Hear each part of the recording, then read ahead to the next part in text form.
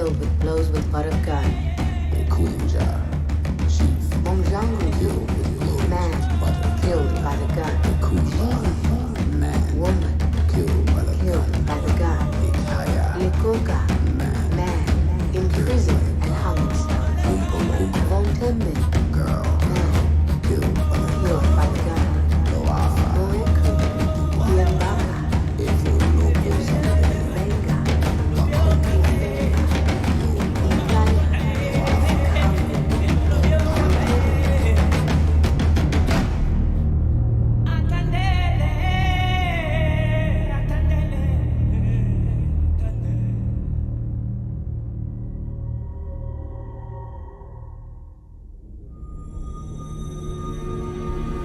Persons who are tempted to commit unspeakable crimes must be deterred by the knowledge that one day they will be individually called on to account. It's been a long and brutal war in the Congo. There are old scores that have been settled here, creating new ones to be avenged tomorrow or the day after.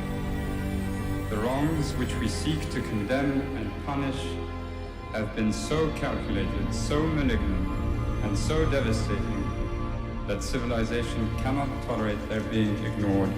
It seems unlikely that the people of Zaire will ever see the money that Mobutu stole and kept in Switzerland and other countries. The United States has supported and will continue to support the United Nations presence in the Congo.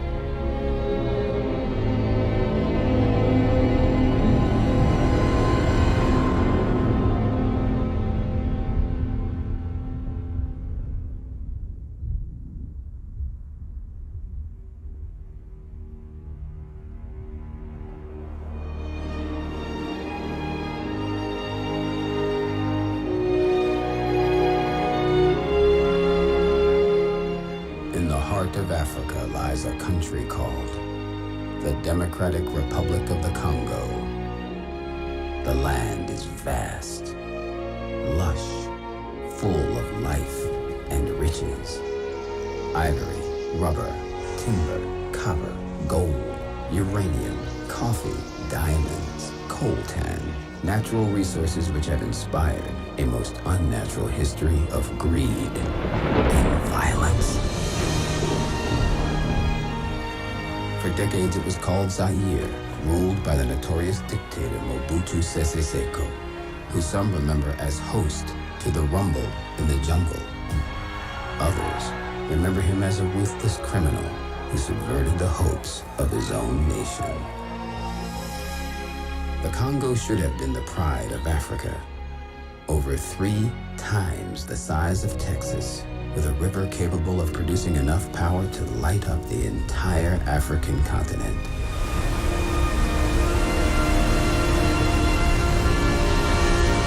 Instead, its people are among the poorest in the world, and many are likely to die an unnatural death.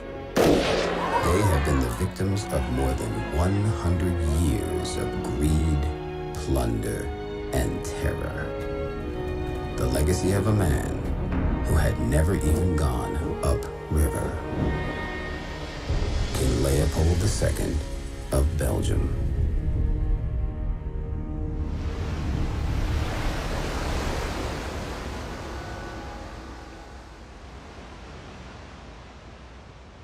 For somebody like me, having gone through school in the Congo, what we learned in the textbooks was that Leopold was the greatest benefactor Congo ever had, because he sacrificed his fortune for the Congolese.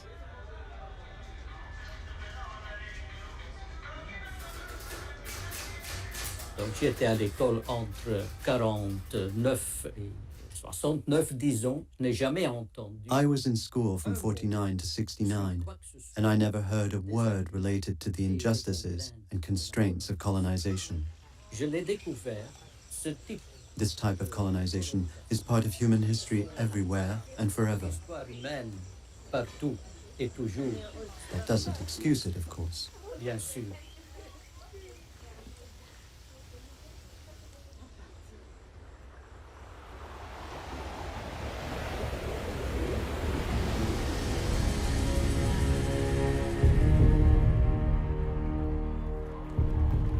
Leopold ascended the throne of Belgium in 1865.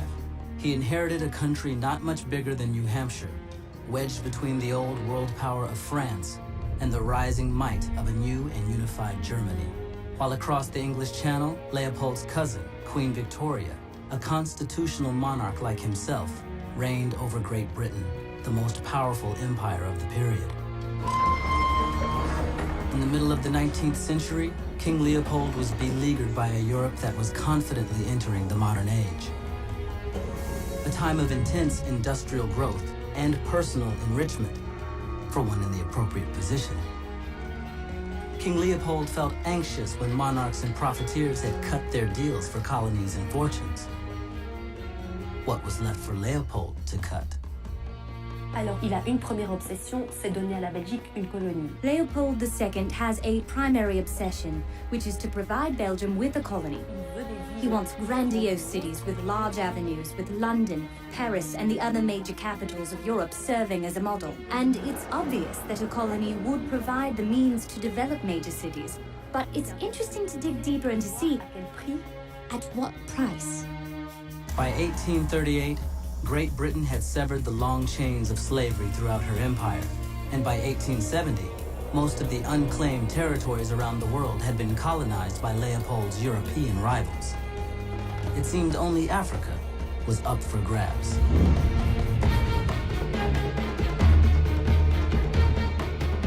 At the start of the 1870s, 80% of Africa was still under indigenous rule.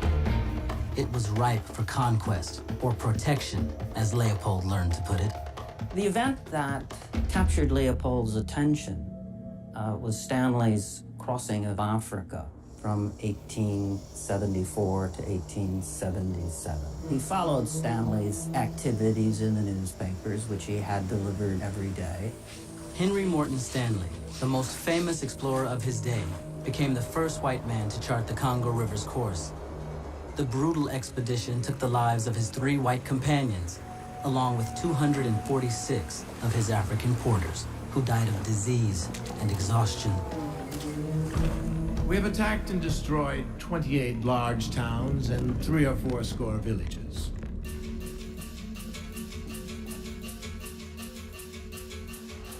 I desire some generous and opulent philanthropist who shall permit me to lead a force for commerce with Central Africa.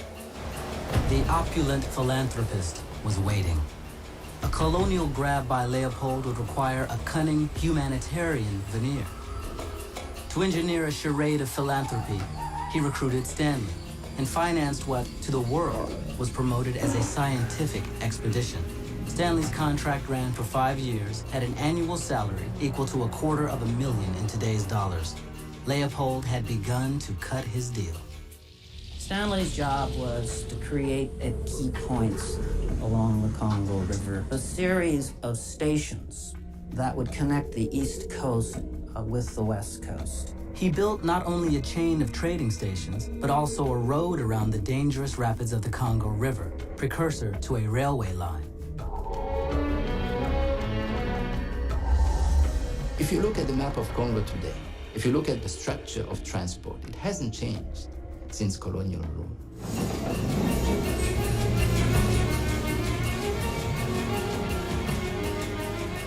You can see that it's sort of heading toward either the East Coast, then the West, Matadi. So the entire infrastructure was built in a way to ship out things, not to make the Congo a first-rate industrial power. Stanley has been glamorized in books and by Hollywood as an intrepid explorer, great adventurer, great builder, but he was no builder. He arrived uninvited and laid the foundation for really what was the destruction of the societies that were there. Stanley was sent by King Leopold to discover the Congo.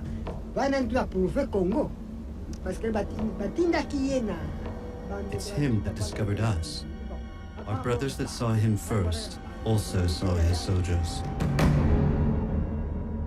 How do you make people into forced laborers? Very easily, by force. The best punishment is that of irons, Because without wounding, disfiguring, or torturing the body, it inflicts shame and discomfort on the workers. Centuries of slave-hunting raids had weakened the indigenous tribal groups, and there was no powerful state or military obstacle to stop Leopold.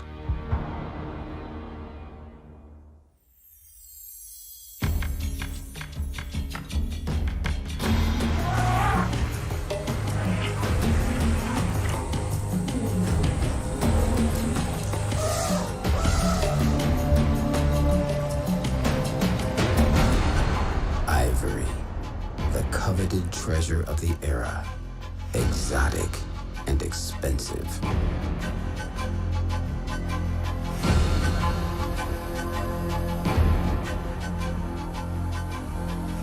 Leopold smelled profit and demanded quantities of it. I am desirous to see you purchase all of the ivory which is to be found in the Congo.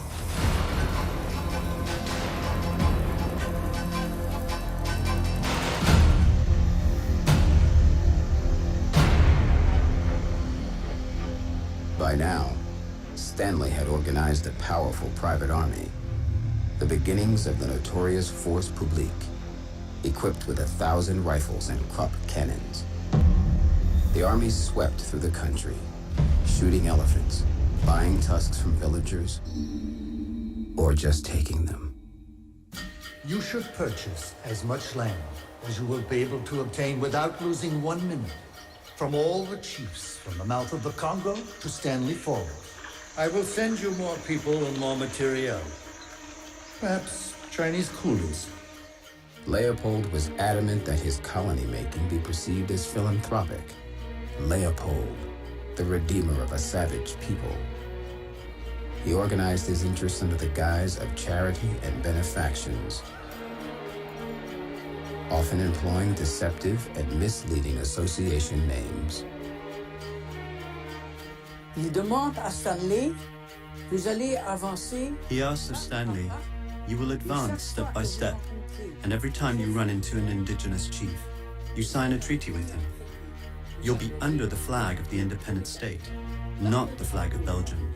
To sign over one's land was unthinkable, but the Congo chiefs, with no written language, had no idea what they were signing. In return for cloth, trinkets, beads, and gin, the chiefs gave up rights to all land, waterways, game, fishing, forestry, mining, essentially everything. And Stanley signed hundreds and hundreds and hundreds of treaties.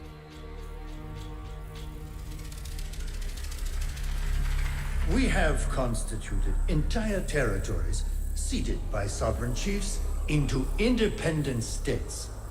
The new Congo flag with the gold star, symbolizing the light of civilization in the darkness of Africa, held sway over the lands of 450 Congo Basin chiefs, a territory 76 times the size of Belgium. Over 900,000 square miles had become the private estate of King Leopold. There is no question of granting the slightest political power to Negroes. That would be absurd. The white man, as of the stations, retain all the powers.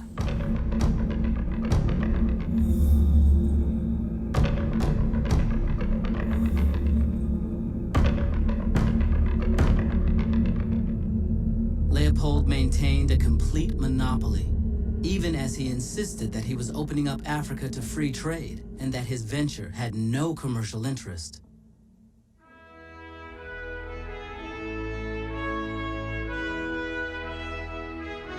The 1880s in general were prosperous times for the United States, a time of accelerated productivity and national industrialization. America was moving toward an economic ascendancy that would exceed the greatest of the European powers and launch America's own colonial ambitions. Leopold looked across the Atlantic and extended the tactical range of his public relations. He developed a dazzling campaign of misinformation. It's called spin, and Leopold was a master of spin control. He could have taught today's American tobacco companies a thing or two about public relations. Leopold convinced a number of American politicians that what he was really doing in Africa was stopping the slave trade, and he convinced one of the more forgettable American presidents. The King's aim is to found a chain of hospices, both hospitable and scientific, which should serve as a means of information and aid to travelers. Sufficiently diluted, by April 1884, the United States was the first country to recognize King Leopold's claim on the Congo. At a conference in Berlin the following year, other nations followed suit. The delegates, outwitted by effective public relations, thought they were endorsing an international free trade zone, but ended up granting Leopold virtually everything he wanted. Chancellor Otto von Bismarck called it a swindle. In May of 1885, Leopold named his new private country the Congo Free State. No African was consulted.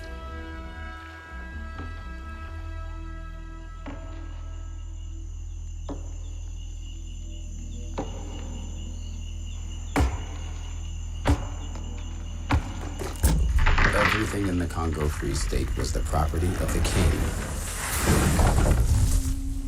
The forests, the animals, the villagers' vegetables harvested to feed his soldiers.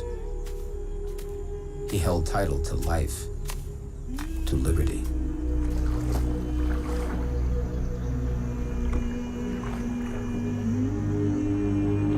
Still, lacking the resources to fully exploit the entire territory, Leopold was compelled to create concessions which attracted private investment. Leopold retained 50% ownership and profited even more from taxes and processing fees. Léopold II, très malin, va toujours trouver le moyen de très vite convoquer ses Leopold II is very cunning and is always going to find a way to quickly summon his banker friends, various firms, the Rothschilds, future large corporations, Unilevers, et va leur donner des concessions. And he will grant them concessions. In other words, land on which they will carry out their own economic exploitation. Léopold II se gardant la partie centrale. Leopold II, meanwhile, kept the central part for himself, which became the infamous Crown Fund, property of the Crown. The Berlin Conference members helped promote a fund for a railroad system that would transport Leopold's troops to fight the slave traders. And Leopold struck a deal with his parliament for an enormous development loan. In return, he agreed to leave the Congo to Belgium at the time of his death, though he would ultimately sell it back to Belgium at an inspirational profit. He got his loan interest-free. Quand le Belge était arrivé, alors After Stanley arrived, they started the railway line. Our ancestors died. They died because they were forced to break the stones by hand. They had to make holes in the rocks. They had to break it in order to place explosives inside. Stanley himself, using a sledgehammer, smashed boulders, causing the natives to call him Bula Matadi, or breaker of rocks. A name which came to imply something more sinister with time. The construction of the railway was very difficult. Many people died, especially the Congolese. There were also few whites who died. It is out of that experience that Bula Matari, which means rock breaking, was used to refer to the state, but also to refer to breaking all resistance.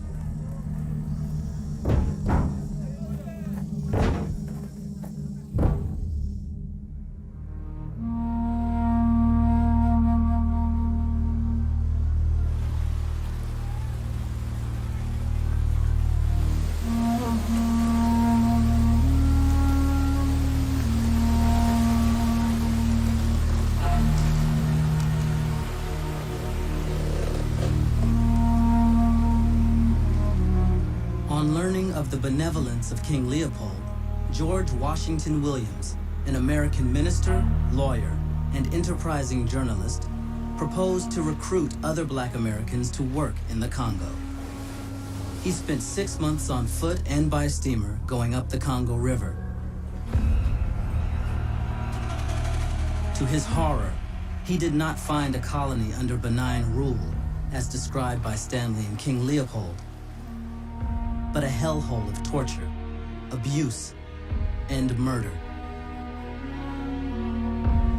In protest, he wrote a milestone of investigative journalism.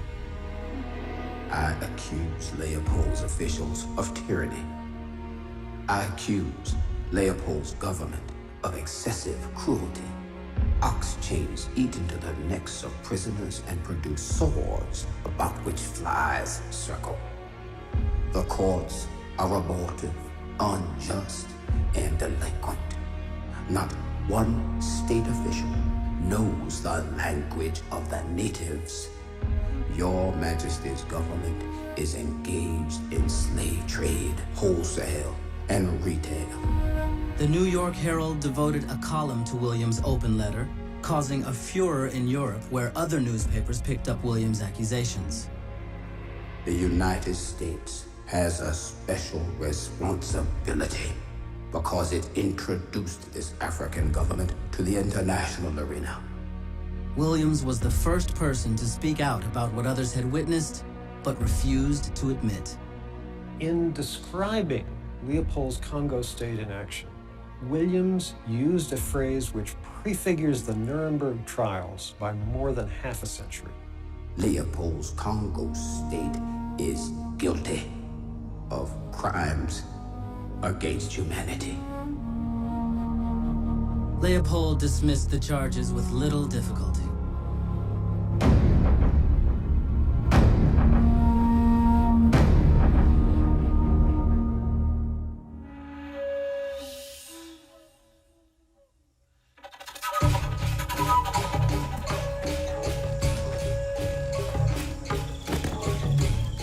The Congo state is certainly not a business. If it gathers ivory on certain of its lands, that is only to lessen its deficit. In dealing with a race composed of cannibals for thousands of years, it is necessary to use methods which will best shake their idleness and make them realize the sanctity of work.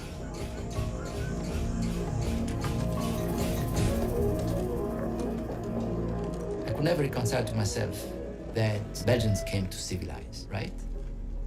To teach the Congolese how to work was part of the civilizing mission. Never mind the fact that, this was slave labor. There was this notion that, and it continues today, Africans are lazy. People would make jokes. If somebody wanted to say that some other white was really working hard, he would say, well, that guy is really working like a nigger, which means to say that in fact, it was known down deep that, the Africans were really pushed to work like slaves.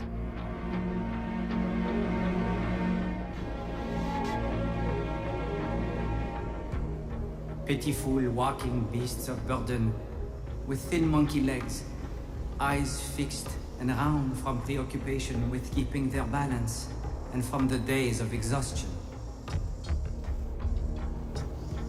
What made it possible for Congo state officials to deal out all this pain and terror? Race. They saw the Africans as less than human.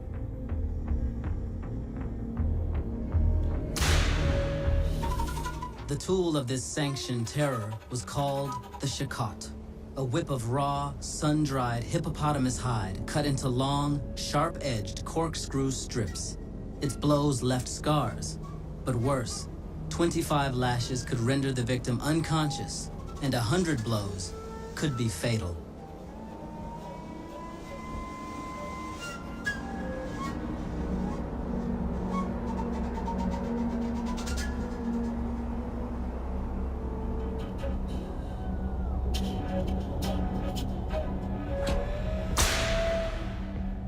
The shakot became a symbol of Leopold's white rule, along with the steamboat and the rifle.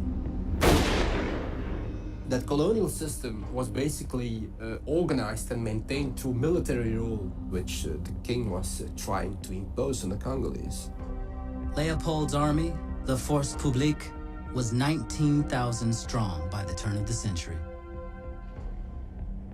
How could Congolese be made to enforce this brutal system against their own people? Leopold's private army would take soldiers and send them 500, 600 miles away from their own homes. Nonetheless, there were a lot of mutinies inside this private army, and there was a lot of local resistance to the army. And I still remember today, orally, names of people who led the rebellion, because people were literally being driven like animals. A local chief named Nzansu led an uprising, ambushing and killing state agents and destroying their posts. Nzansu spared a benevolent Swedish Baptist mission and even returned some supplies his men had taken. To control the population and suppress such rebellions, Leopold would raise an army of orphans, devoid of loyalty to anything but the state. I believe we must set up 3 children's colonies. The aim of these colonies is, above all, to furnish us with soldiers. It was unusual in tightly knit African tribes for parentless children to be sent away, but many were orphaned because the Force Publique had killed their parents. These were the only state-funded schools for children in Leopold's Africa. Disease was rife, and the death rate high.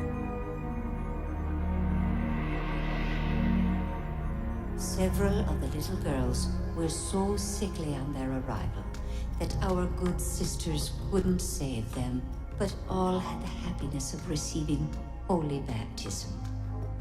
They are now little angels in heaven who are praying for our great King.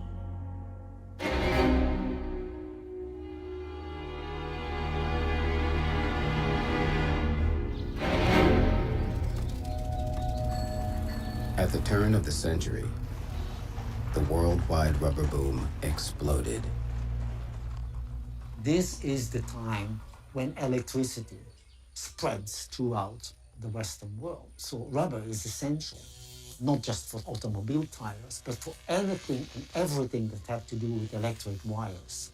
And that explains why rubber prices were so high. Nowhere did the boom have a greater impact than in the Congo, where rubber vines snaked high into the rainforests that covered half of Leopold's colony. The king had gone into debt with his Congo investments, but the return on rubber would surpass all his expectations. Rubber was not the most valuable product. Ivory was much more valuable, but rubber was what mattered. Leopold financed his colony on the back of rubber. We passed a man on the road who had broken his back by falling from a tree while tapping some vines.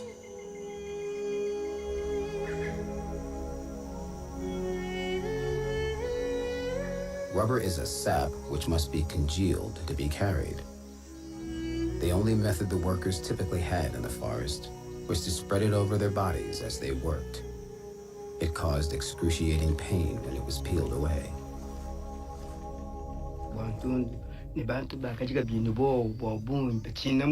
People were afraid of this work. Nobody would agree to take this work on his own. No, they were rather arresting them, chasing them up to their home, and they would tie their hands with chains and send them on the rubber job.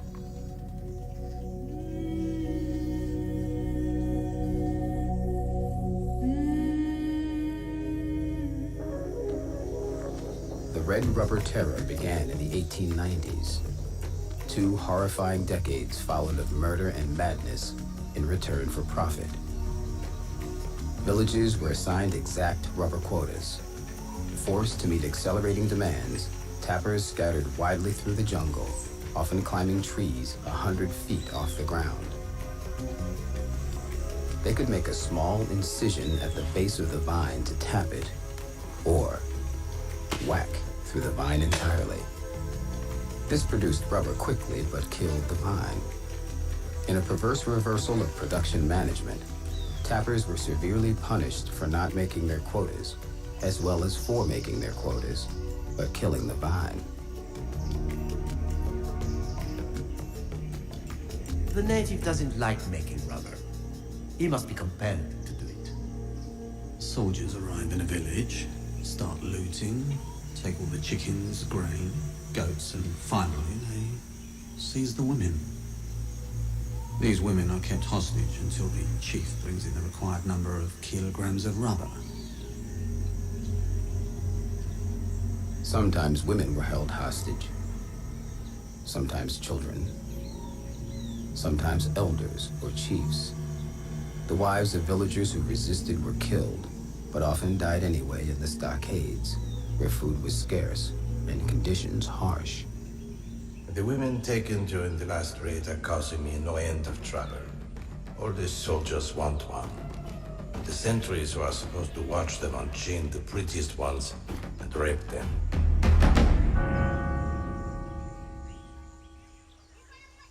Leopold est la première mission de l'église presbytérienne.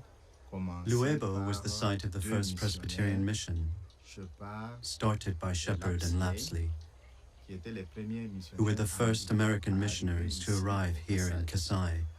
Shepherd est le modèle du courage. Shepherd was a model of courage. A aimé le peuple congolais. Shepherd loved the Congolese people, and especially the Kuba people. He even learned their language. They thought he was the spirit of their chief's children, come back from the dead.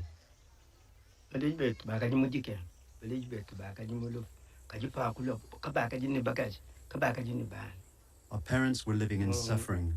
Our parents were living in death. By the time the Shepherd Party arrived, our parents did not have wives. They did not have children. The torments time came. They tortured people. Others were killed. But when Shepherd showed up, our parents could at last take wives and make children. So if this village has been able to prosper this way, it is thanks to Shepherd. Il a surtout lutté pour le droit de l'homme. He especially focused on the notion of human rights. Il a trouvé que ce peuple-là était en train de s'affaiblir. He discovered that these people were weakening because the men were being taken and sent into the forest to extract the rubber. Et lorsque les hommes n'apportaient And in the event the men did not come back with the required amount of rubber, ils étaient battus, they were beaten, flagellés, whipped, et parfois and sometimes their hands were cut off.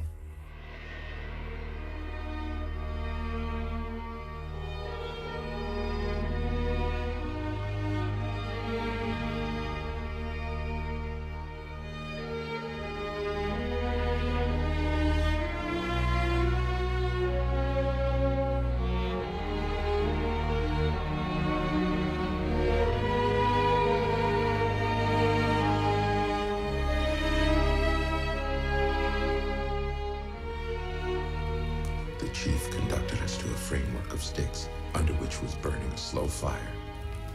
And there they were, the right hands. I counted them, 81 in all.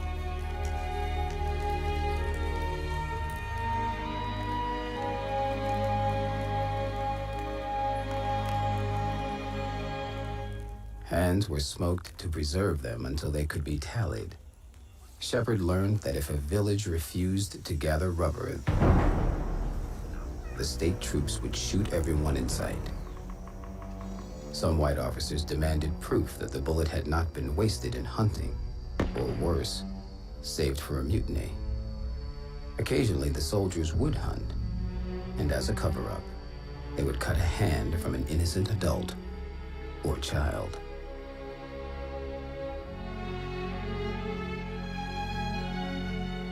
Shepherd répondit aux atrocités que commettaient les agents léopoldiens. Shepherd responded to the atrocities being committed by King Leopold's agents by writing articles to denounce these crimes to the world.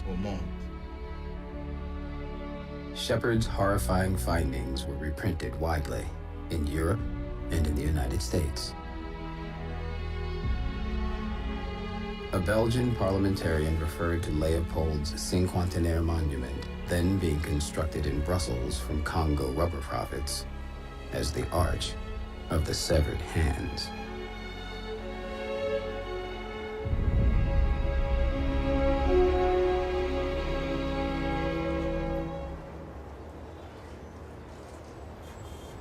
"28 miles north of the capital, Antwerp serves as the center of the world's diamond industry. All the ivory, rubber, and other riches flowing into Belgium from Leopold's Congo were stored in warehouses on its docks. Medieval tradition has it that a giant once controlled Antwerp's harbor and demanded exorbitant tolls from the ships needing anchorage. If a captain refused to pay, the giant cut off his hand and flung it in the water. One day, a brave Roman soldier fought and killed the giant, cutting off his hand and throwing it in the river. So the city's name came from the phrase Handwerpen, meaning hand-tossing. Hands are still in evidence, everywhere.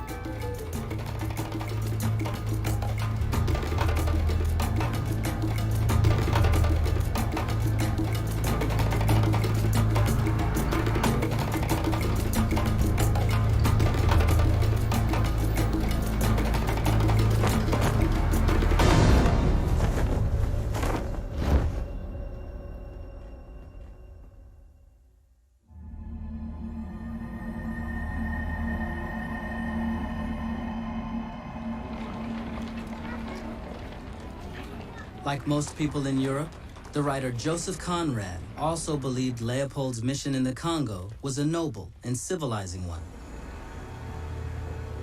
But after 6 months as a steamboat captain on the Congo River, Conrad returned to Europe so horrified by the brutality he witnessed that his view of human nature was permanently changed. He later transformed his experience into the most widely reprinted short novel in the English language.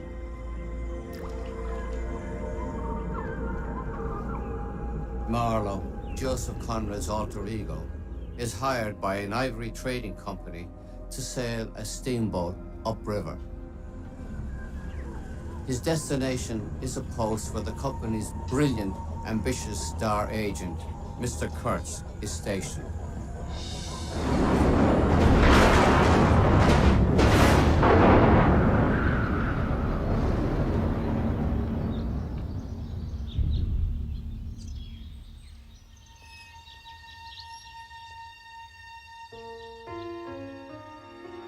The most talked about exhibit at the 1897 World's Fair that Leopold secured for Belgium was a living tableau.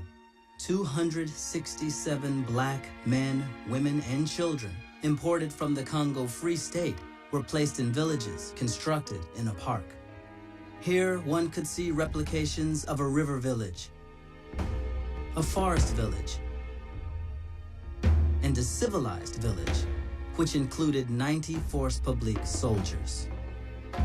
When Leopold heard that some of them were getting sick because of candy they were eating that was tossed to them by the crowd, he put up the equivalent of a "Don't feed the animals" sign at a zoo, saying, "The blacks are fed by the organizing committee." The scramble for Africa included looting of great quantities of Congolese art that ended up in private collections and museums around the world.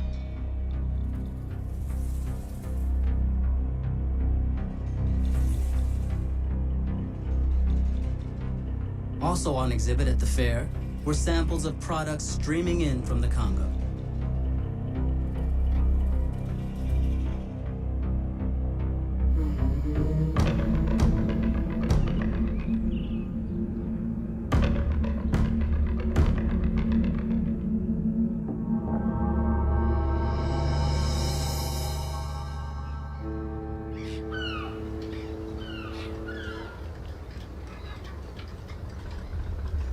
By the end of the 19th century, the Belgian port of Antwerp was one of the busiest ports in Europe.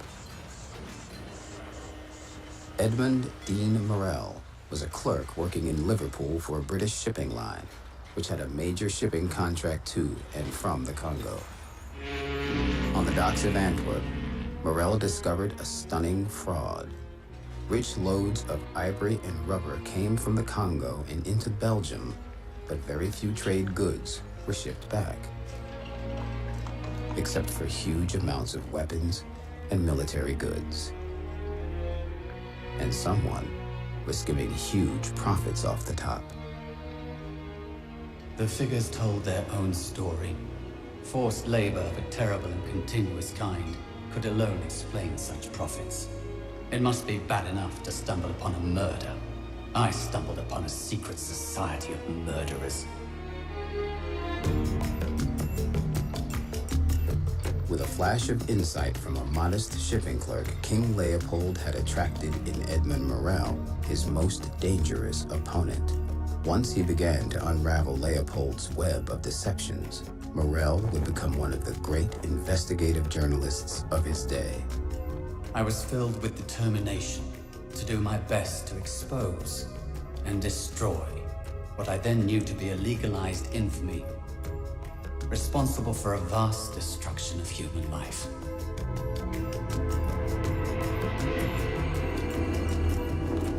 One of the rubber concessions, Abir, the Anglo-Belgian India Rubber and Exploration Company, sold raw rubber at a 700% profit.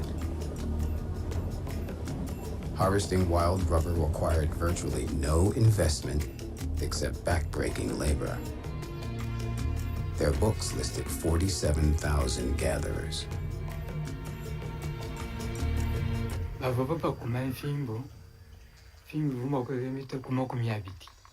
When they were beating them, they received up to 20 lashes. They had no right to eat. They were not allowed to drink water. Many people died following this treatment. Their words when they were lashing people, they were explaining that they came to put an end to our suffering and that they brought us better civilization. That's what the Belgians were saying. In high rubber districts, villagers were forced to wear numbered metal tags so company agents could keep track of their quotas. At just one collection point, a missionary counted 400 people with baskets. The state or concession companies paid villagers with a piece of cloth, a few spoonfuls of salt, a knife, or nothing at all.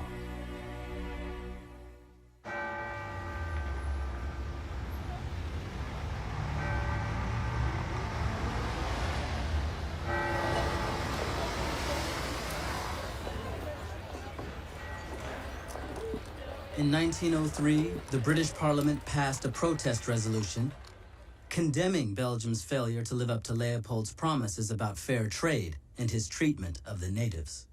The British government orders His Majesty's Britannic Consul in the Congo, Roger Casement, who happened to be Irish, to investigate and report back immediately.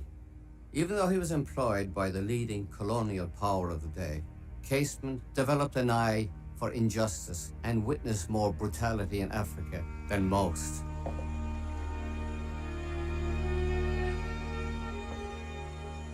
On Sunday evening, natives brought me a mutilated lad whose right hand had been hacked off quite recently. The culprit was a sentry of La Lulunga, a Belgian trading society. When I asked why they had not appealed to their commissar, I heard from them, why, it is the commissar. It is the Bula Matadi who does these things to us.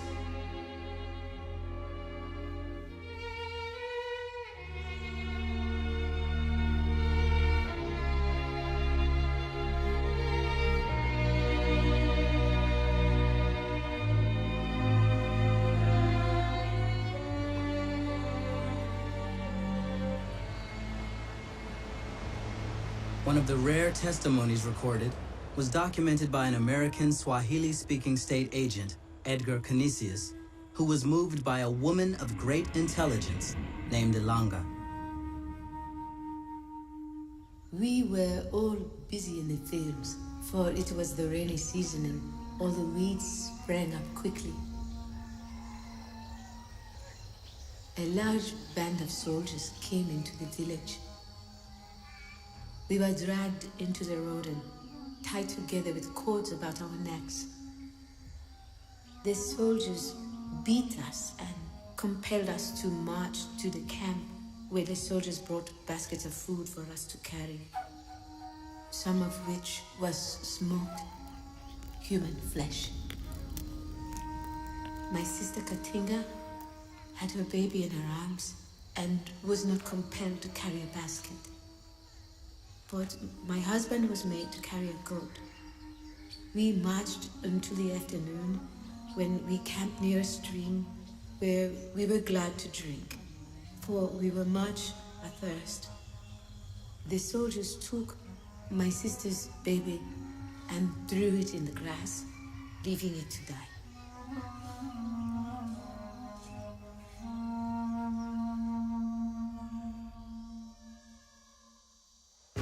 On the 6th day, we became very weak from lack of food, and my husband with the goat could not stand up longer. And so he sat down and refused to walk more. Then one of them struck him on the head with the end of his gun.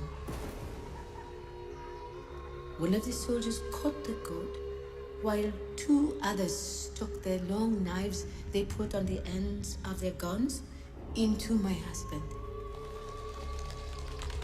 I saw the blood spurt out, then saw him no more. For we passed over the brow of the hill, and he was out of sight. After marching 10 days, we came to the Great Water and were taken in canoes across to the white man's slave town of Nyangwe.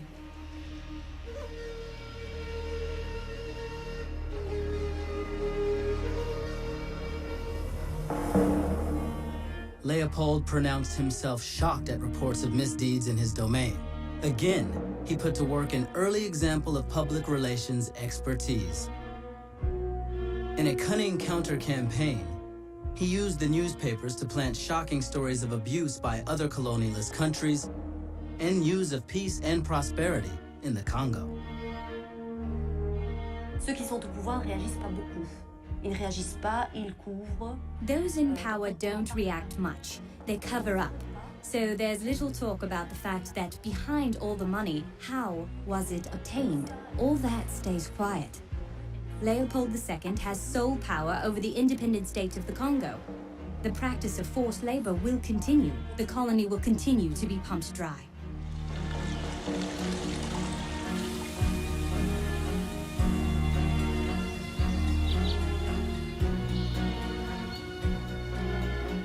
Leopold continued his lavish lifestyle, accumulating properties in Belgium and villas in the south of France, where it was rumored he entertained pretty young girls, preferably virgins, between 10 and 15 years of age. And Morel continued to write, combining controlled fury with meticulous accuracy. The more he published, the more insiders came forward with stories of horror. Force publique officers, missionaries, concession company employees, all sent reports. Secret crown orders, confidential memoranda, casualty lists, journals. And most important, photographs were delivered to Morel's doorstep.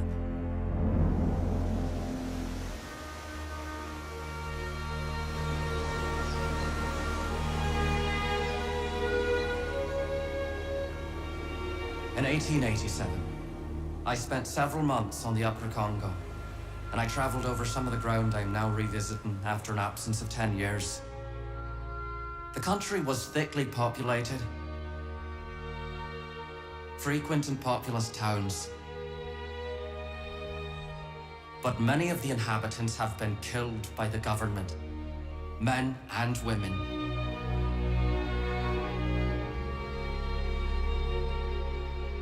Casement put the official report together on his return to England But the British ambassador urged suppression of the report, and its graphic detail was watered down. Leopold's staff attacked Casement by saying he had really only seen individuals suffering from cancer of the hands, which had to be cut off in simple surgical procedures.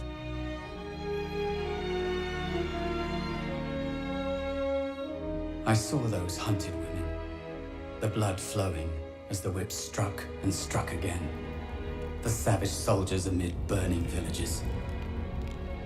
Casement told me that he'd been amazed to find that I, 5,000 miles away, had come to conclusions identical with his in every respect. An immense weight passed from me.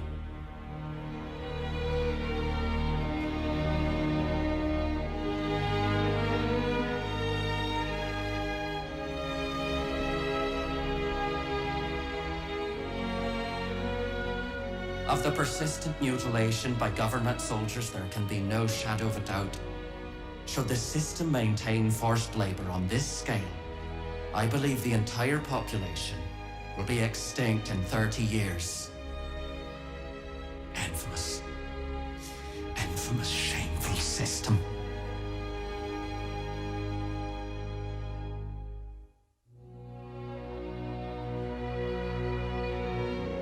Finally, after years of conspiracy and silence, public opinion was galvanized throughout Europe. The Congo question was debated in the British House of Commons, and in 1904, the Congo Reform Association was formed. At each protest meeting, a lantern slideshow of photographs taken by missionaries presented grisly evidence that public relations could not refute. In response to all the bad press, Leopold sent to the Congo a sham commission of judges to clear allegations against him. But this time, his plan backfired. The commission heard many native witnesses offer horrifying testimonies. One judge broke down and wept. Chief Lontulu of Bolima laid 100 twigs on the table, each representing one of his people killed in the quest for rubber. Tribal nobles, men, women, and children. It is in the pages of this unedited record of testimony and other documents still not authorized for public viewing that King Leopold's rule of terror is truly exposed. This international explosion of bad publicity was a turning point. Leopold needed to rid himself of the trouble of the Congo. But he would not give it away. He would sell it. And Belgium, the buyer, would pay dearly for it. Leopold demanded that the nation assume 110 million francs worth of debt, much of it in the form of bonds. Additionally, Belgium had to pay 45.5 million francs towards the king's building projects. And Leopold himself was to receive 50 million francs as a mark of gratitude for his great sacrifices for the Congo. When the king made public his will, it was backdated so that his bequest of the Congo to Belgium looked like an act of generosity instead of a financial deal. His Congo fortune was hidden in anonymous foundations, in secret corporations, in shares of concessions in Africa, in 58 pieces of real estate in Brussels alone, and in multiple properties on the French Riviera. In return, his legacy to Belgium would be to erase from memory the horrors perpetrated in the Congo. He burned the entire Congo state archives in Belgian furnaces and in fires throughout the Congo. I will give them my Congo, but they have no right to know what I did there. In December 1909, a year after negotiations of the Congo were completed, King Leopold II of Belgium died of an intestinal blockage. Ironically, Leopold's open disdain for his wife, his dislike of his daughters, and sexual practices cost him more popularity in Belgium than any of the cruelties he perpetrated in Africa. He died possessing one of Europe's largest fortunes. The wealth he stole from the Congo that investigators could uncover was estimated at more than $1.1 billion in today's currency. Leopold never set foot in the Congo.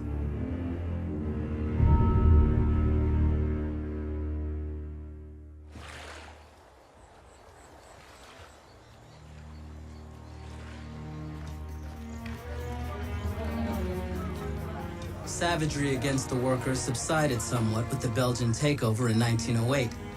But the taxes imposed by Brussels forced the Congolese back into grinding work on a land they could never own. There was a new kind of enslavement of the Congolese people. It was impossible to be independent in no domain, political, economical, or religious one. Everything must be controlled by Europeans and by preference by Belgians.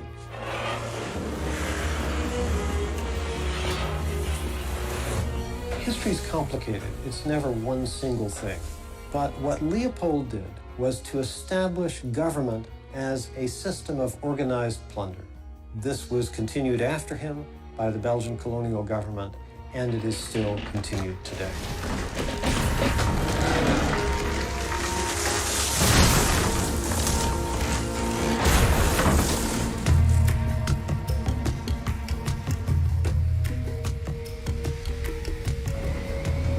The vast Congo state was proving to be one of the richest in Africa.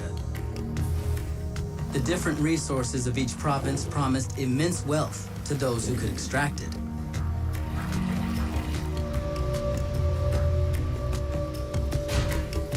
During the World Wars, Western demand for rubber and other minerals increased.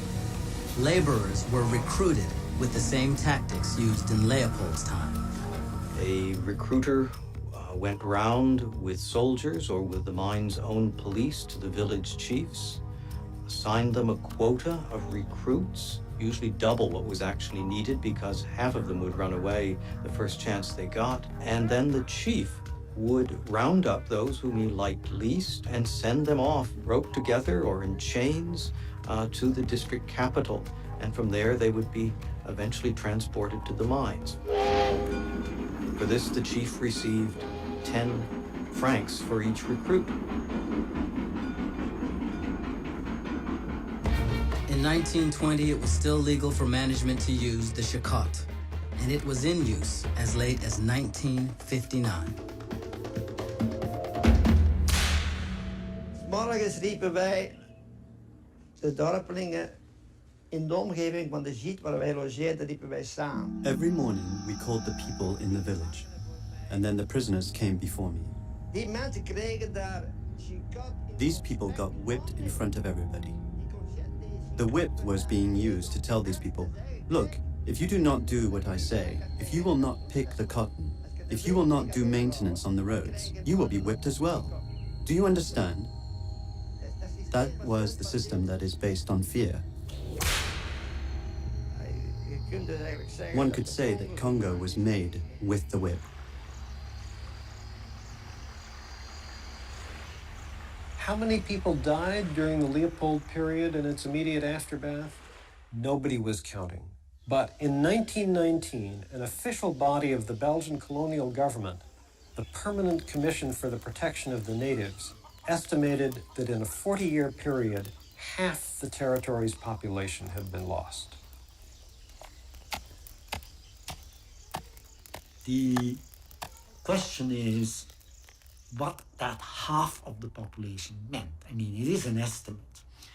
The count of the population in 1921 was about 10 million. So the half of the total would have been 10 million too. A large part of it is due to the beginning of the colonial state and especially to the rubber regime.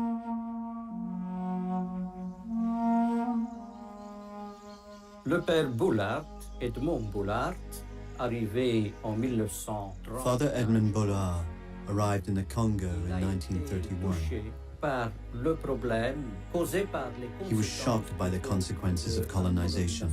Il notait les noms des informateurs He recorded the names of people who were victims of the red rubber. Il y avait certains de ces hameaux. Some of these groups were completely exterminated. Alors ont été tués les gens, les personnes. So the following people from the Ikansa clan were killed. Bagonzo, who was killed by an arrow. Killed in this war. Lecoca, imprisoned and subsequently hung himself. Efoloco, Itali, killed in this war. Dua, his daughter, taken away at gunpoint.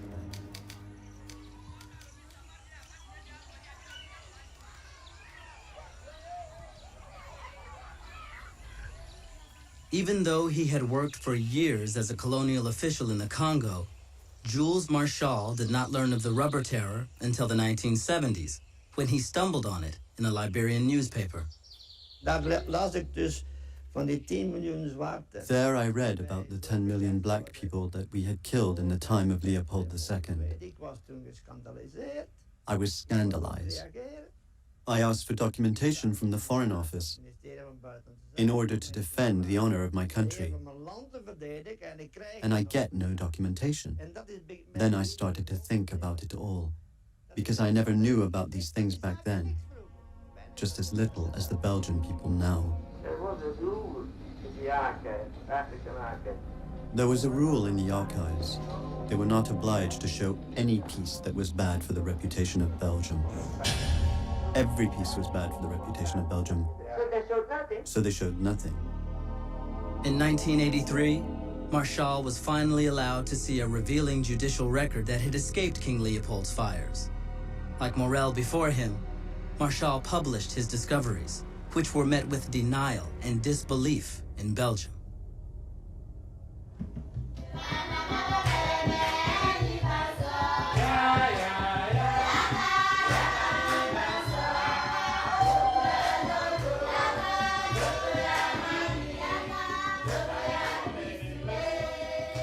The Congo was, at the end of the 50s, very much dependent on the international economic market. You had no important improvements in political life inside the colony. Belgium didn't introduce reforms, didn't introduce political space for the Congolese themselves to take over. So there was no Congolese partner who was there to take over political power. As the Congo neared independence in the 1960s, Patrice Lumumba was a leading voice of Congo outrage. A charismatic nationalist, Lumumba advocated for a unified Congo. He battled the ghosts of Leopold's legacy, which continued to take the form of concessions and corporations owned by outsiders. It was for them very clear that if Lumumba could manage to get a complete decolonization of his country, this would be a powerful example for people from Katanga up to South Africa, and that's why the hardcore colonialists in Belgian establishment, they didn't want it to give up the Congo. The Belgians imposed a 5-year plan leading toward independence, which militant Congolese denounced as a stalling tactic.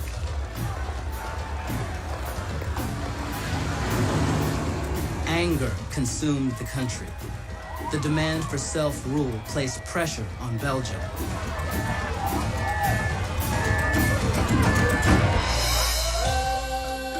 In 1960, Lumumba, who had been imprisoned for his anti-colonialist activity, was released and sent to Brussels, where he joined negotiations for Congo independence at the Brussels Roundtable Conference. The resulting democratic election was the only one the Congo had ever had.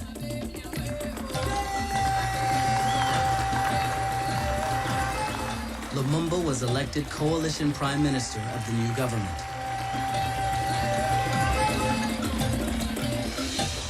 In June of 1960, King Baudouin of Belgium arrived in Leopoldville to grant the Congo its freedom.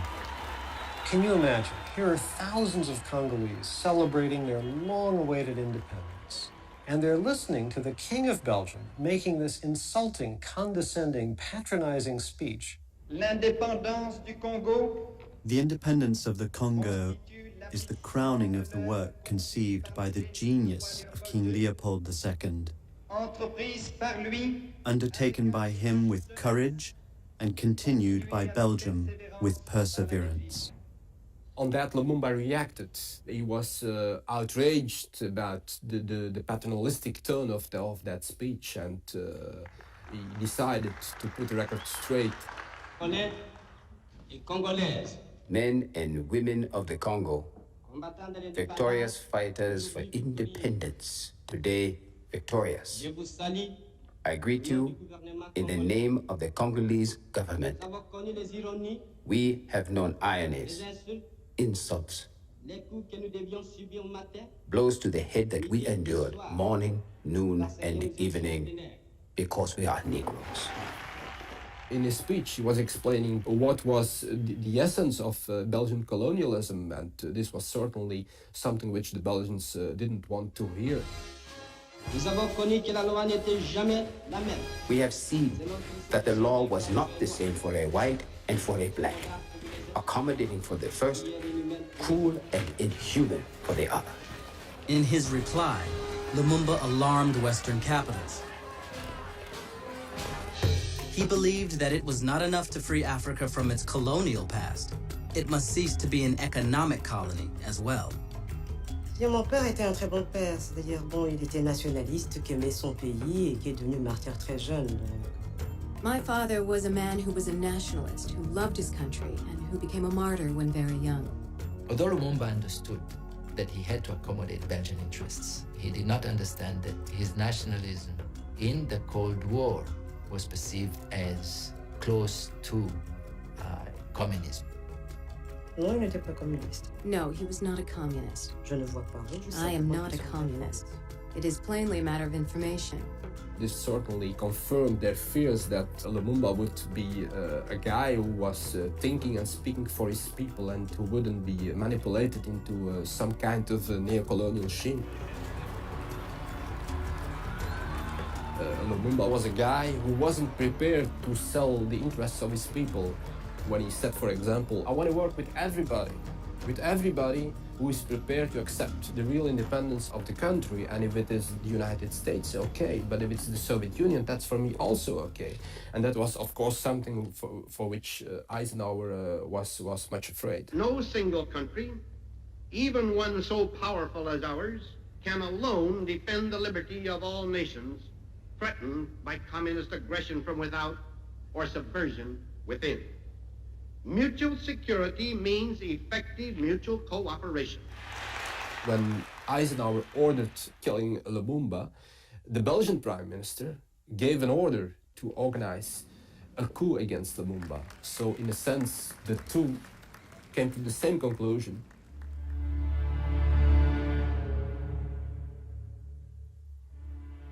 C'est alors que le gouvernement belge décida d'intervenir. Western powers worried that Lumumba would not allow them to continue exploiting the Congo's resources.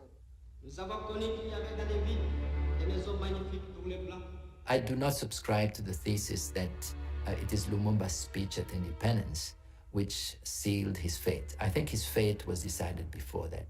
It was decided that he should not stay in power. And sure enough, within a few days of independence, there was a mutiny of the army. By then, Mobutu had already been working for some time with Belgian and US security. The CIA was trying to kill Lumumba, but in an indirect way. The Americans were much afraid of being linked to an assassination attempt of Lumumba, and that's why they tried to organize some Congolese of doing the dirty job for them. The CIA found an accomplice in Lumumba's one-time supporter, the Congo Army's chief Joseph Desiré Mobutu, who built an alliance with the West in order to gain and hold power. The Belgian and the American secret services worked closely together in tracking down Lumumba, and he was captured by Mobutu soldiers.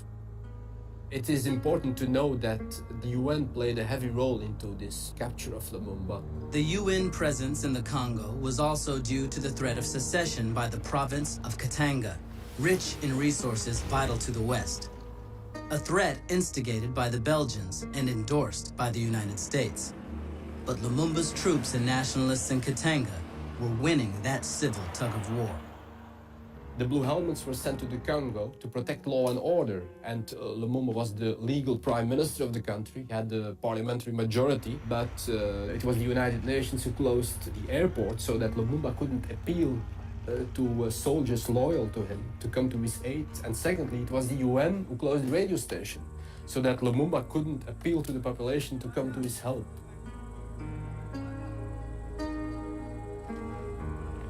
Lumumba was sent to Katanga together with two other leaders of the nationalist movement, and after several hours of being beaten and tortured, they were executed.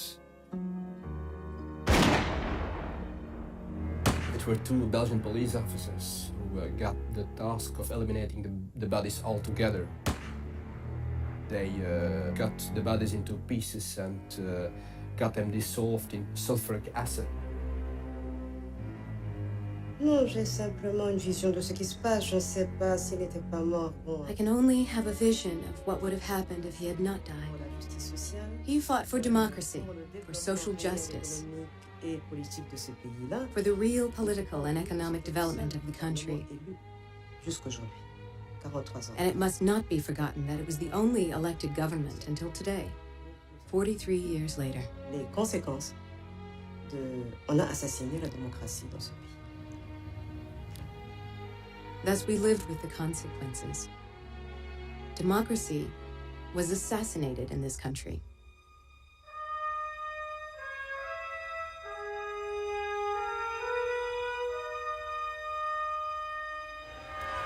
Lumumba's death sparked demonstrations in countries around the world.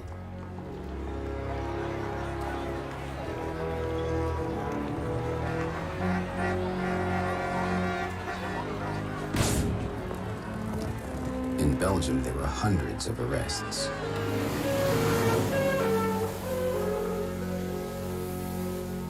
But the outrage had little effect in the Congo, where the new ruler was busy imitating those who had preceded him. Mobutu seized power and used ruthless violence, employing deadly mercenaries with the aid of the United States to counter rebellions. Nous devons marcher à fond, même conclure des accords avec le diable pour refaire l'unité du Congo. Rien à faire. Le Congo restera un et indivisible. The period from 1960 to 1968 and later concentrated basically on how to really make sure that Mobutu stays in power. That period coincided with the period of incredible massacres.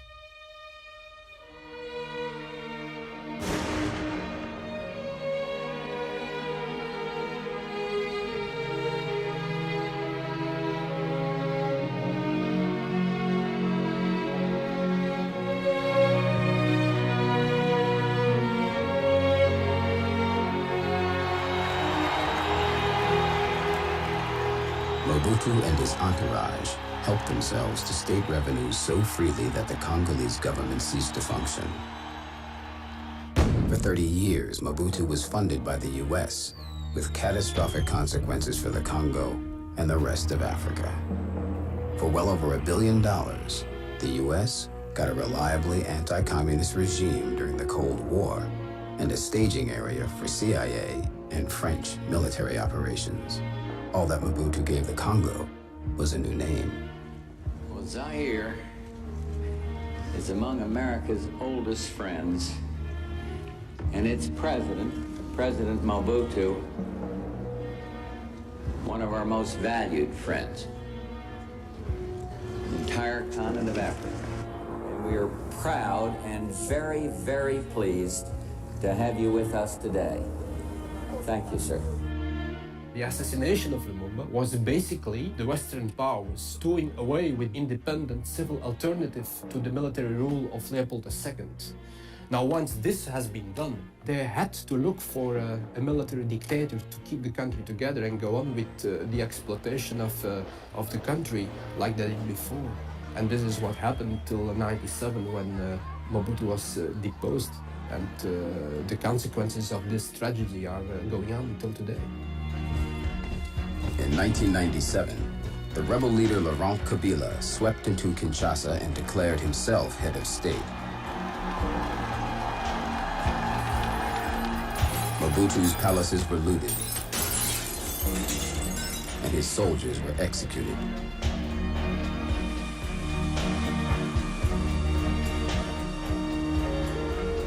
Mobutu escaped with stolen riches, large overseas bank accounts, and title to many of his 33 known properties all around the world.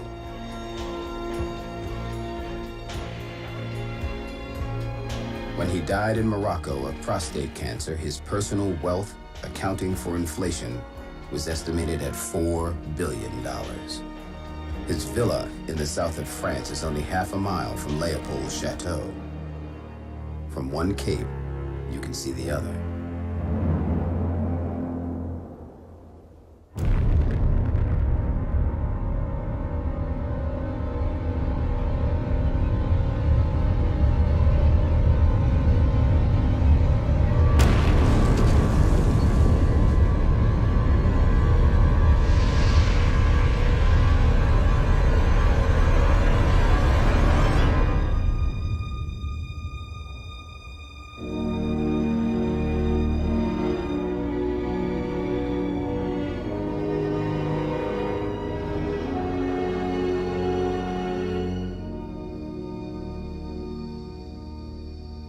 Nous sommes à Shinkolobwe. We are in Shinkolobwe. Ça, c'est l'usine qui a servi la fabrication de la première bombe atomique. This is the plant that manufactured the first atomic bombs used by the Americans during World War II. Bon, ici, il y avait deux puits, et ces puits ont été bouchés juste after World War II. It was shut down. Jusqu'aujourd'hui, les gens ne sont pas permis. Today, no one is permitted to come here because of the radiation from the uranium. That mine, when it was started, the concentration of uranium was so big that literally the ore was taken out of the ground and shipped without hardly any processing.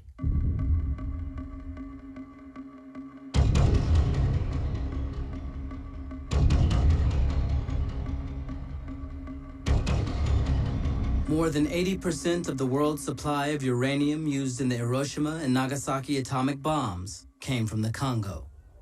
As military power was now derived from nuclear weapons, Shinkolobwe's value increased. Just before the Congo was declared formally independent, the Belgians poured cement into the mine and flooded it. The Congolese would have no access to it.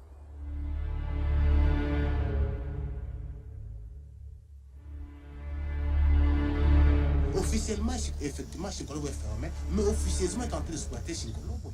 Officially, Shinkolobwe is closed, but undercover it is still exploited. You've got all these VIP rich people buying products coming from Shinkolobwe. Even if they don't exploit it directly, they are encouraging young people to the exploitation. Thousands of illegal miners swarm over the radioactive zone, packing sacks with soil called heterogenite, rich in uranium-235. The material is smuggled over the borders and sold on the world market, particularly to China and North Korea.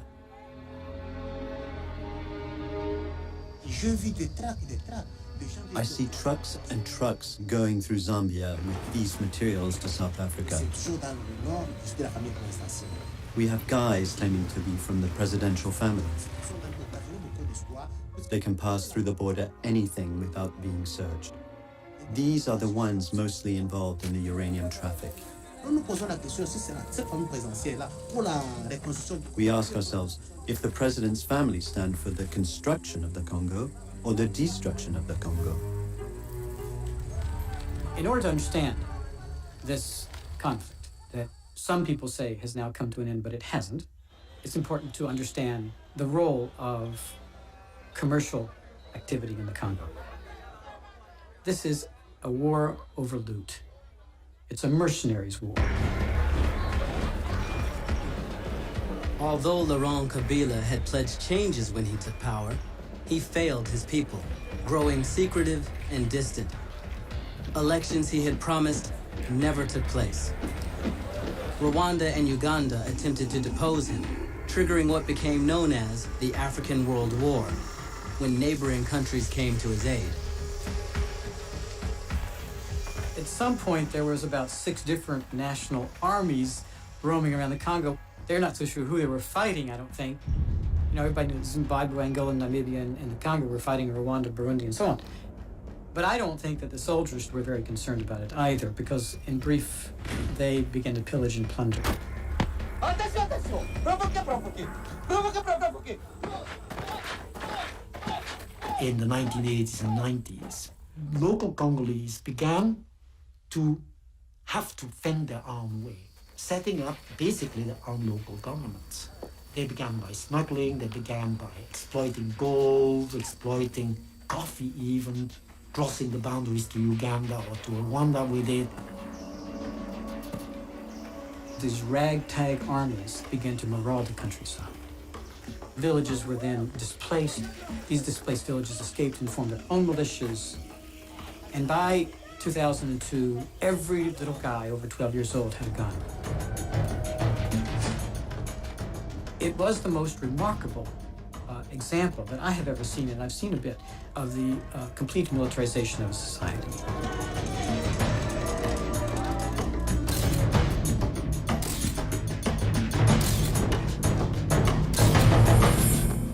Laurent Kabila was assassinated by one of his bodyguards in January 2001.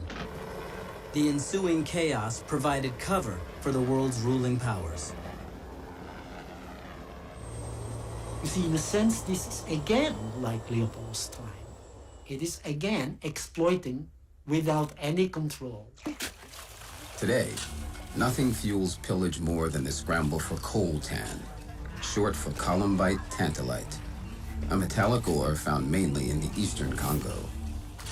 Increasingly vital to all aspects of modern life, coltan is a key component in cell phones and computer chips, and absolutely essential to global communications, transportation, and defense. 73% of the world's reserves are in the Congo. From 1994 onwards, coltan became quite important in the West.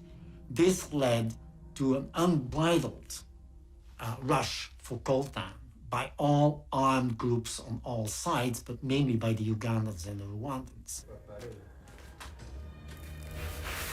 Ironically, miners are collecting a mineral they have no use for. Officially, it is moderately radioactive.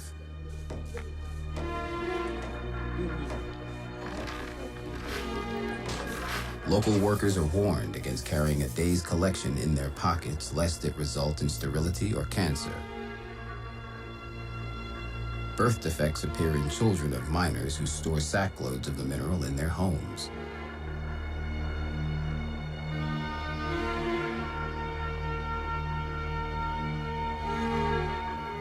In the West, most people remain unaware of or indifferent to the effects that modern economic exploitation has on global populations.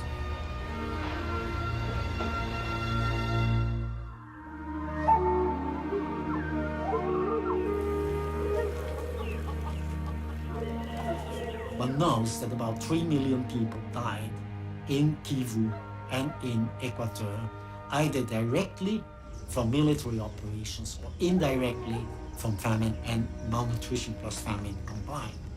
We are dealing with the mortality that's associated with a system of exploitation that's based on unbridled capitalism. Whatever happens, the only thing that counts are the profits. In June of 2003, the UN appointed a panel to investigate the growing abuses underway in the Congo. I did serve as a member of the United Nations panel of experts, the expert panel on the exploitation of natural resources and other forms of wealth in the Democratic Republic of the Congo. It did imply by the name that it was this issue, the issue of inappropriate commercial activity with dire consequences, that was responsible for the conflict, for this war, essentially. And I would like to stress that the roots of civil wars is in economic issues. I think that there is some sort of limit to greed and profit, and that's what the UN panel report has shown, that you don't use war to make profit when people suffer, like in a country like the Congo. Now, who are these companies? Some are, of course, criminal operations, and we find this everywhere. But there are also terrorist organizations that are involved in business, and the line between Hezbollah and Hezbollah's political and its business operations is pretty slim. And then there are the military regimes of neighboring countries who have come to realize that this is a much better way to make money than through taxes and through foreign aid. And then finally, there are the transnational corporations who claim that they are doing a great deal of good for the Congolese, but on closer inspection, their role is nefarious. And I'm delighted that the panel took the decision, as it did, to name the companies. It named 157 of them, and it started the ball rolling.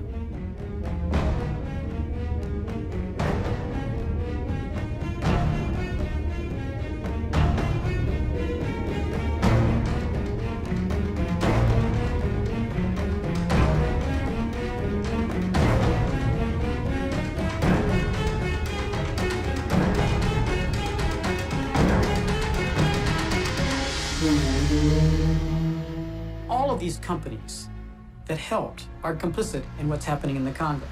Banks may be among them. The lowering of cost of production came by the use of violence, and thus getting diamond and gold much easier than paying the cost of labor of their production. It's the economics that drive so many of the conflicts with which we're grappling today. These are not going to be settled by peace accords and by political reconciliation. These are going to be settled by some mechanism which is able to hold businesses, international corporations, mining companies, trading companies to account. Joseph Kabila, in command of the Congo's military, succeeded his father immediately after Laurent Kabila was assassinated.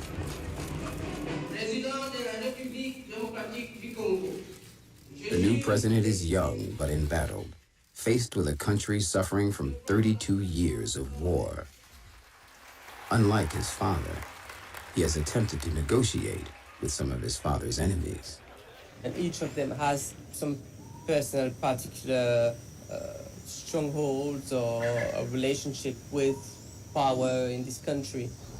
Jean-Pierre Bemba is Congolese, comes from the Mobutu clan, but he was also a warlord, and he may be accused by an international court at some point.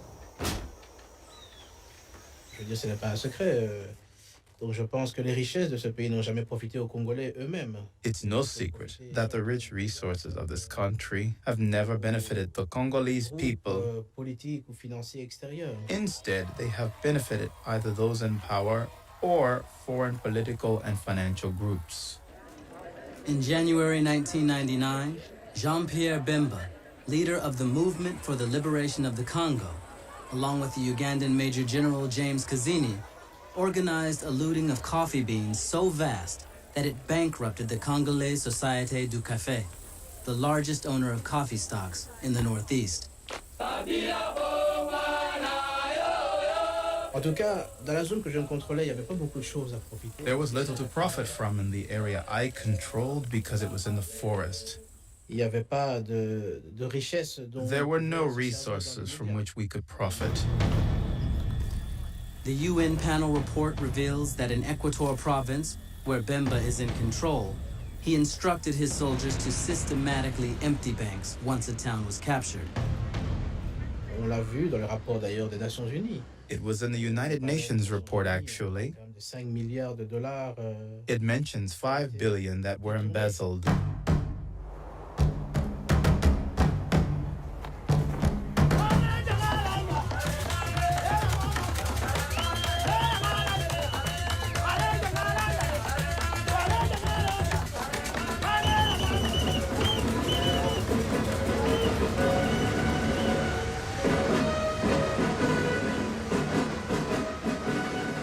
In an effort to stabilize his country, Joseph Kabila has sought debt cancellation from the World Bank, the International Monetary Fund, the US, France, and Belgium. 4 main rebel leaders now serve as vice presidents in a power-sharing government designed to end the country's civil war. I think the situation here is so terrible that people don't really give a lot of importance to the legitimacy of these different political leaders. What people want now is just some sort of economic development, some sort of peace. So they're ready to support Joseph Kabila if he provides this. Joseph Kabila promised elections for 2005, which did not take place. The 4 vice presidents will compete with Kabila for the presidency.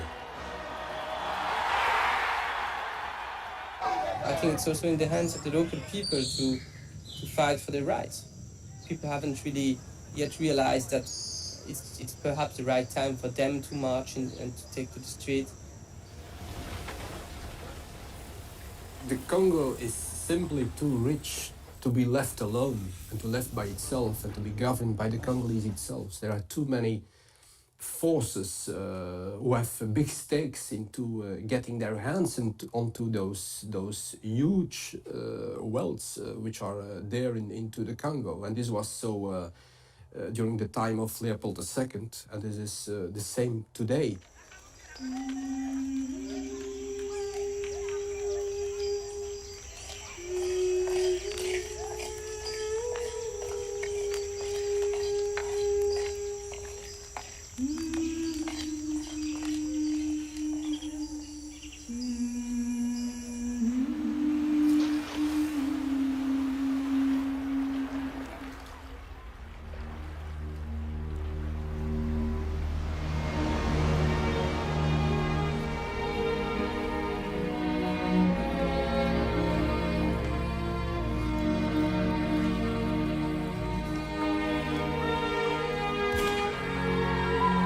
Armed conflict, disease, forced labor, starvation. The legacy of Leopold's time still haunts the Congo today. The 3.4 to 4 million people who died as a result of the conflict errs on the low side. And I think it's probably worth making the same point for King Leopold's time, because the causes of high mortality rates are pretty much the same. The people who are the victims are forced to bear the provisioning of the armies who are their victimizers.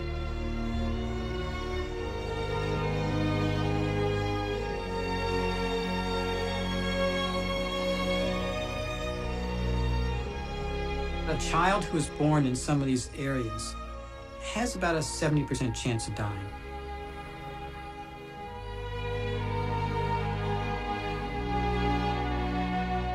There's been so much violence that the newly created International Criminal Court in The Hague has chosen to focus on the Congo as its first investigation.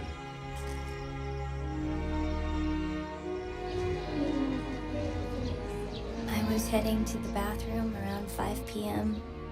I met Shabani. He sent a boy to catch me and bring me to him. He forced me into a room. I was screaming. He pulled my clothes off after taking off his own. He bound my hands, and then he raped me.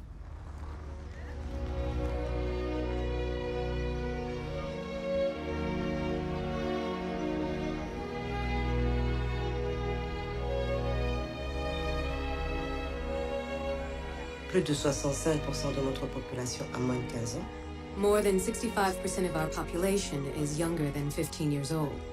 So even those who are 30 today were not around in the 60s, did not study it in school. La plupart des gens ils connaissent les noms, mais quand vous leur demandez... Most people know the names, but when you ask them what happened, most people do not know. Je sais pas si elle s'est excusée pour le cas. I do not know if Belgium has offered apologies for the rubber tragedy, but I know they apologized concerning the assassination of Lumumba to the people of the Congo and to my family. Alors, la famille royale, c'est un drôle de sujet en Belgique, très intouchable. The royal family is a strange subject in Belgium. Quite untouchable. One that hides and protects itself and that never appears in the public debate. Je crois que c'est vraiment au système démocratique et parlementaire à faire la lumière. I believe it's really up to the democratic system and up to the parliament to shed some light. It's much stronger. Mais il faut le faire également dans une approche équilibrée. But it must be done with a balanced approach, so as not to give the impression that there were only injustices, that there was only killing. There were many other things as well. Et cela est souvent oublié. And that is often forgotten in debates that are sometimes partisan to one side or another.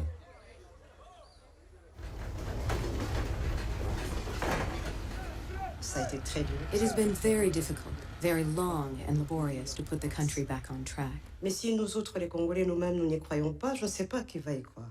But if we, the Congolese, ourselves do not believe in it, I do not know who will. Je crois que dans ce pays, il y a non seulement... And I believe that in this country, there is not only wealth, right, it does exist, extraordinaire, but there are especially people. There are human resources that are extraordinary. And I believe in that. And we know that we have to work to make it come true.